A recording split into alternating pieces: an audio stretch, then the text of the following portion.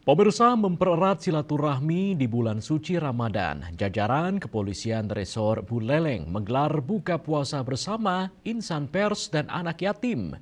Di ruang posko presisi Mapolres Buleleng tadi malam, kegiatan ini menjadi momentum penguatan sinergi antara kepolisian dan media di Kabupaten Buleleng.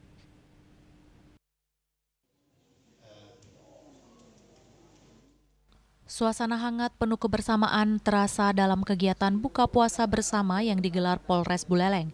Selain insan pers, kegiatan ini juga menghadirkan anak-anak yatim sebagai bentuk kepedulian sosial kepolisian di bulan Ramadan.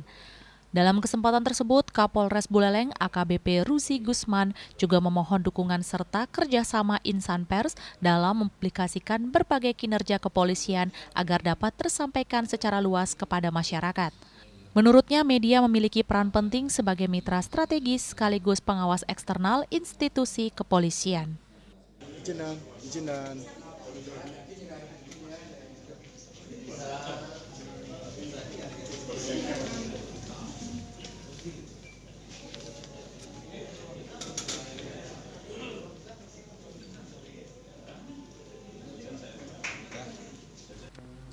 Kedepannya, Polres Buleleng menegaskan komitmennya untuk membangun komunikasi yang lebih terbuka dan memperkuat sinergi dengan media demi pelayanan publik yang semakin baik di Kabupaten Buleleng.